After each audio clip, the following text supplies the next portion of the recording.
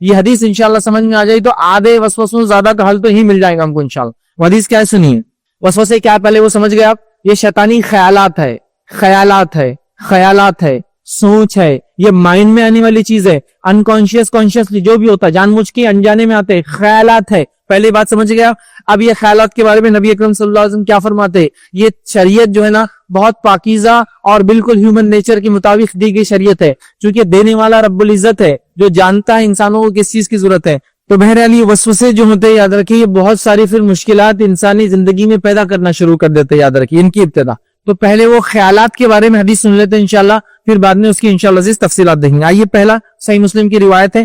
نبی اکرم صلی اللہ علیہ وسلم فرما رکھا، بے شک اللہ تعالیٰ میری امت کے لوگوں میں پیدا ہونے والے، بے شک اللہ تعالیٰ میری امت کے پیدا ہونے والے لوگوں میں برے خیالات سے درگزر کریں گا. میری امت مطلب نبی اکرم صلی اللہ علیہ وسلم فرما رہے جتنے لوگ امت محمدیہ میں ہوں گے ان کی سوچ پر انشاءاللہ ان کی پکڑ نہیں ہونے والی. جتنے برے خیالات کس کے بارے میں بھی آتے، اللہ کے بارے میں، رسول کے بارے میں، دین کے بارے میں، ماں باپ کے بارے میں، بچوں، سب کے لیے معافی ہے. تو پہلے تو یہ سمجھ جائیے صرف سوچ کی وجہ سے اللہ پکڑ نہیں کرتا. تو ڈپریس مت ہوئیے، پریشان مت ہوئیے. ہاں یہ خیالات میں نہیں کہہ رہا ہوں کہ آنے دیجئے، اس کو بھی روکیں گے، اس کا سولوشن آگے آئے گا، بٹ اس کے آنے سے پریشان مت ہوئیے. اللہ تعالیٰ اس امت کے فاسد خیالات پر پکڑ نہیں کرتا. کب تک؟ وہ بھی سن لیجئے. نہیں کرتا جب تک کہ وہ خیالات کے مطابق عمل نہ کر لے. مثال کے طور پر کسی انسان نے یہ سوچا کہ میں چوری کر لیتا ہوں کسی کا، پھر کہا تو اچھا خیال نہیں، چوری نہیں کروں، ہو گیا. اب اس کو کوئی گناہ نہیں ملے گا چوری کا سوچنے کا، سمجھا. لیکن جیسے ہی اس نے چوری کر لی تو گناہ مل گیا.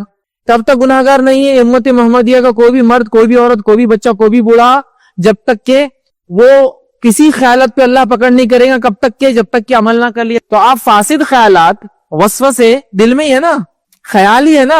الحمدللہ خیال پہ تو آپ کی پکڑ ہی نہیں کی شریعت نے، تو پھر کیوں پریشان ہو رہے ہیں؟ لیکن ہاں یہ وسوسے پریشان بڑا کرتے ہیں، میں جانتا ہوں، لیکن گناہ کے بارے میں مت سوچے، انشاءاللہ اللہ گناہ نہیں دیں گا. تو ڈونٹ بی ڈپریس، کم از کم مایوس مت ہو جائیے زندگی سے، سمجھ رہے ہو؟ مایوس کن زندگی مت گزاریے، ٹھیک ہے. تو یہ حدیث ہم کو ایک دلاسا دیتی ہے.